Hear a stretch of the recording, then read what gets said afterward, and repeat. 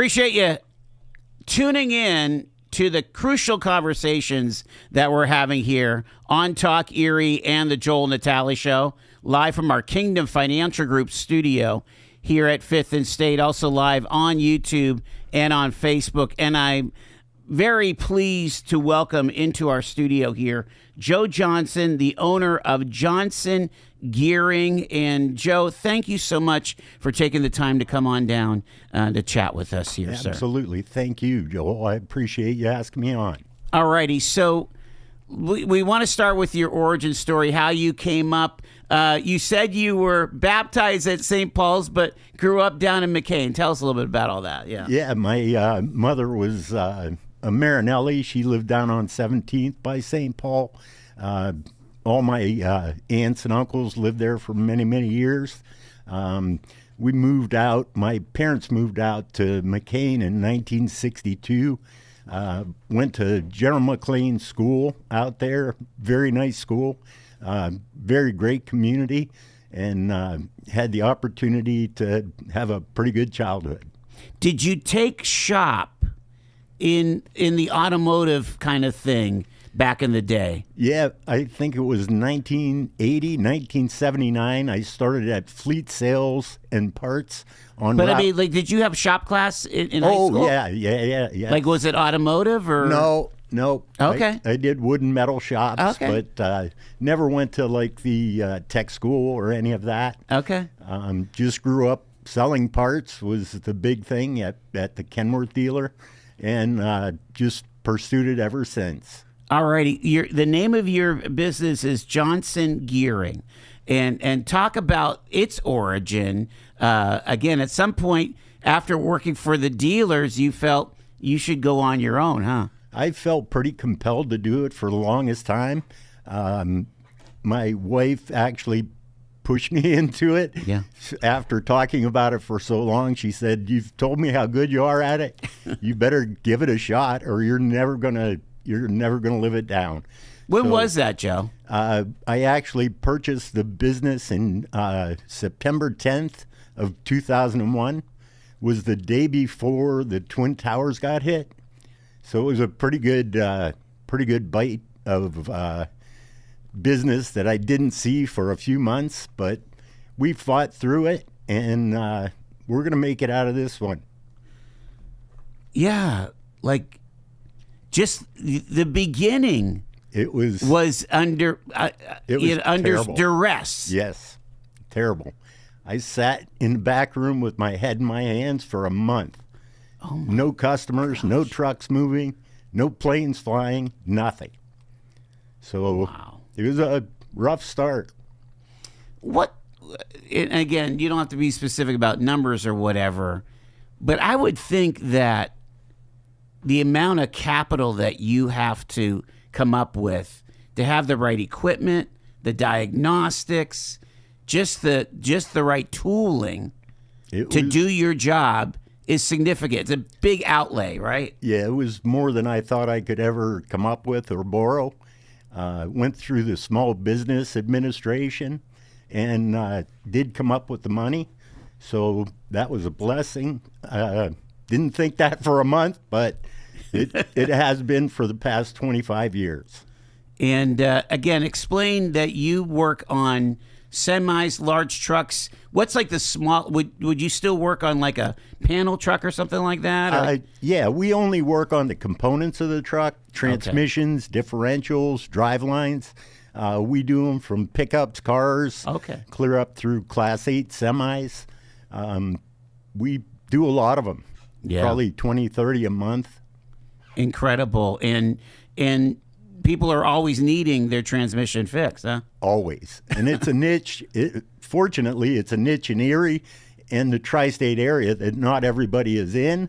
So we have kind of a captive audience. As long as we keep doing our job and doing our work well, it promotes itself. So did you start out over on 12th Street there? Well, many, many years ago, I worked at several dealerships and stuff. The business that I purchased was a functioning business. was Truck Parts Specialists. They were owned out of Pittsburgh. Actually, it's a national company that was out of Tulsa, Oklahoma, but the branch I worked out of was Pittsburgh.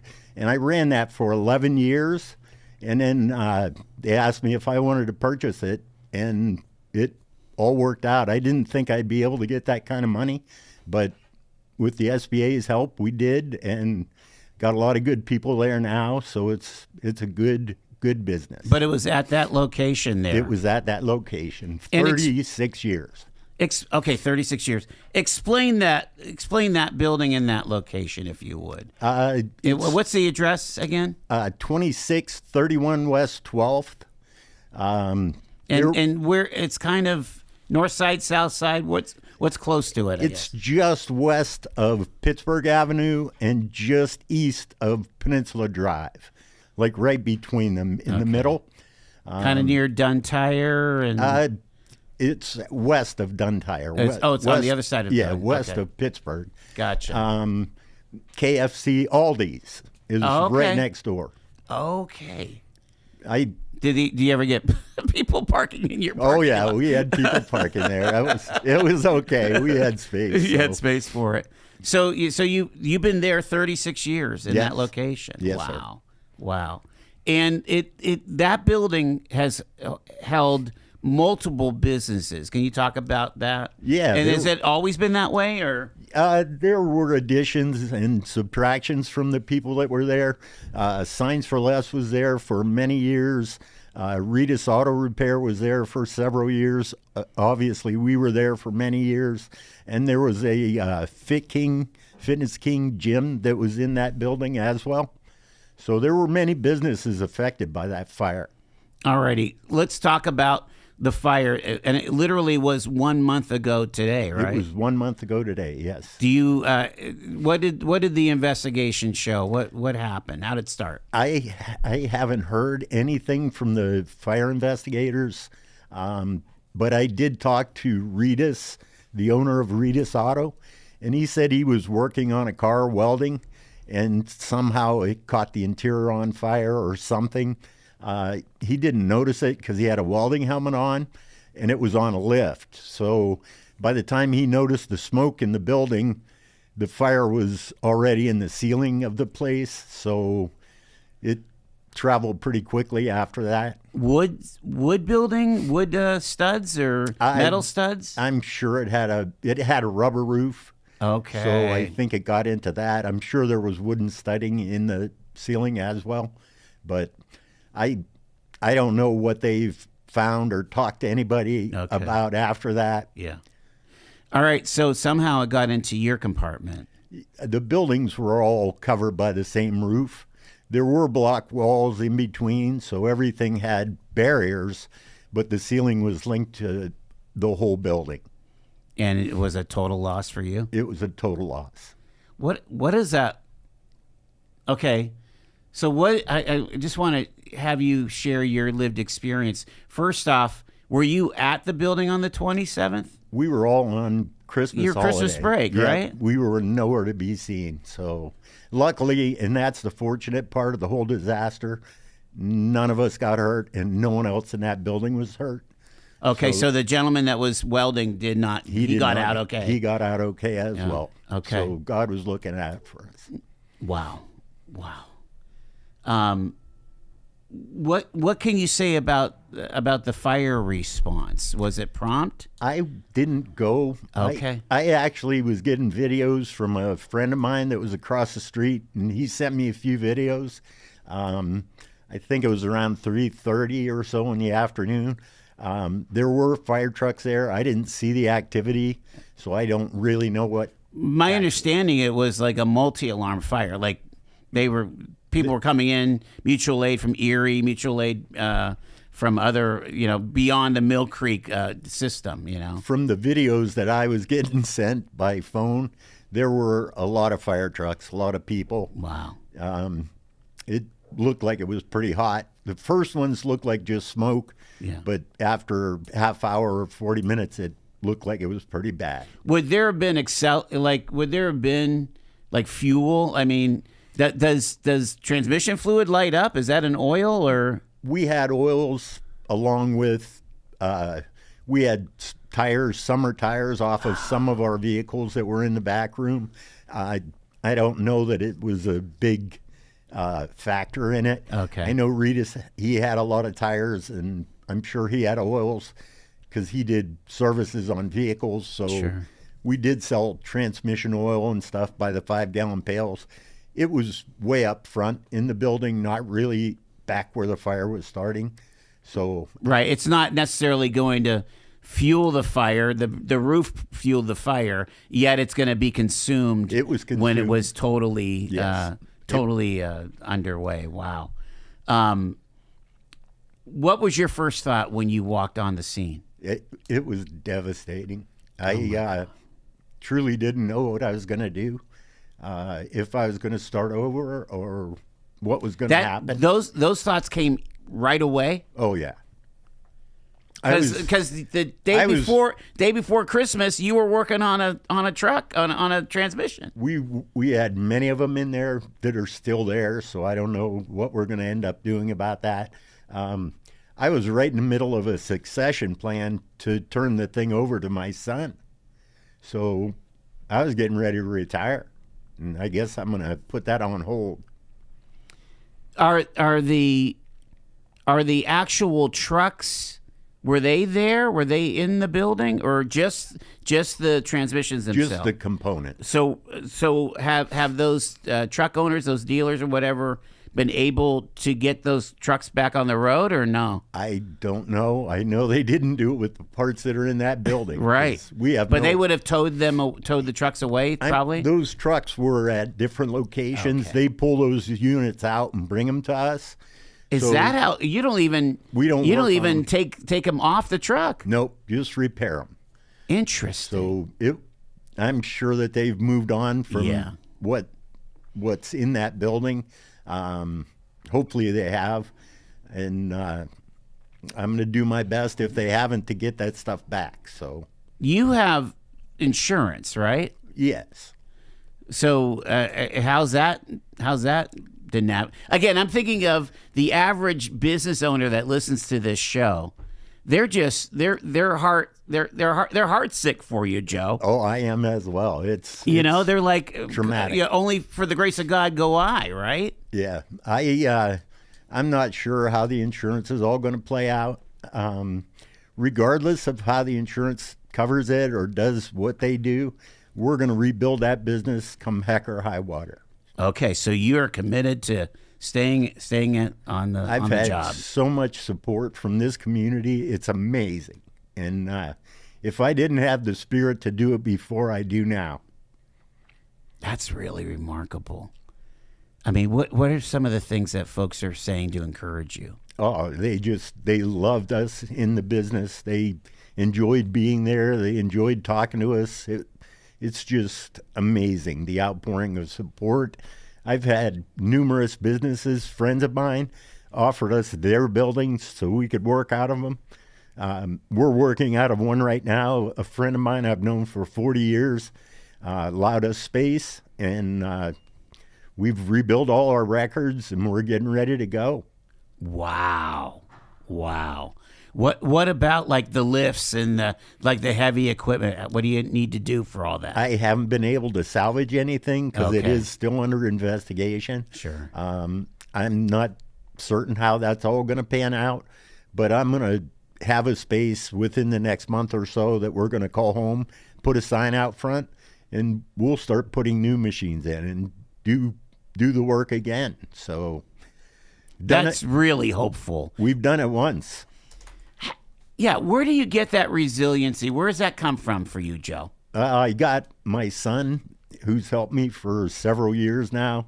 And like I say, I was in a succession plan to give it to him. Mm-hmm. And by God, I'm going to give him something. By the end of this, he's going to have a business. Tell me, you probably have heard from the old timers because we're about the same age, okay? You've heard from, the young kids don't want to work or whatever. Tell me how your son kind of caught the bug to kind of come in and learn from you and soon to take it over. He actually graduated Edinburgh University with a business degree. So he always wanted to have a business. And what better way to do a business than take over your family business in your own name? Yeah. Yeah. And you have other workers, other technicians and things? Yes. So people that really know the actual parts, right? Yes, absolutely. Well, Yep. that really helps too, because he may, with a business degree, he may not know every little intricacy of a transmission, right? Yeah, I think he's been there 5 years now. It might be Okay. a little more. Time kind of flies when you get older. But Right. yeah, he's been there a while. He's catching on very well. He's getting to know the people. He's actually building relationships with the people that I've known for decades. So it's going to be a good thing for him, I'm sure, or at least I hope. Yeah. Talk about how your business has changed over the years. Has it? The YouTubes that I follow in auto industry, they're always talking about the computers and the diagnostics and the codes and things. Do you deal with that necessarily? We deal with the mechanical end of these. These transmissions are always modifying and changing. So they're shifting electronically. They're shifting air over electrics. But we don't fool with that part of it. But the mechanical end of it, we do, and that has not changed a bit. So, differentials, they have ABS sensors. They have things in them, but the mechanical versions of them don't change that much. So it's basically the same. So you haven't had to buy a new computer every 5 years or anything like that? No, not Because with- you hear about, these. Oh, yeah. Can you Mechanics- imagine running a shop these days? Oh, it'd be terrible. New, It'd be terrible. New programs, new computers, new. Yeah. It's hard to keep up with tech, and I'm a little old to learn new tricks at this point. But fortunately, our business, we still do mechanical work, so it's just a mechanical transmission that we repair, a mechanical differential, transfer case, a drive line that's just steel and weld yokes. So Talk about if Erie has been in Mill Creek, the Erie area has been a good place to run a business. Do you feel like you talked about the support over after the fire, but just being an ongoing business and staying profitable and being able to pay your bills and all that? yeah, we had tremendous support in this community. It was a great place to start a business. And it's a niche that no one else has other than us right now. So it's actually a really good place to do this. And the support of the people, I've dealt with these customers for decades. I mean, they follow you. They'll support you to the end. So it's been great. You can't beat the cost of living in Erie. I mean, it's not California. You're not paying $7 a gallon for gas. It's your rent isn't outrageous for a 1-bedroom apartment. Right. So it's really a great community. Final question for you, Joe. Where do you think that Johnson Gearing will be by the end of 2026 here this year? We're going to be fired right back up to where we were at the end of 2025, if not better. We're going to go full bore until we get it back up to speed. Would you stay in touch with us? Tell us how you're doing. Absolutely. I appreciate it. Again, Joe Johnson. Again, Johnson Gearing. Devastated by the fire, but rising from the ashes. The Phoenix. The Phoenix. Beautiful. Thank you, Joe. It is Talk Erie. More ahead.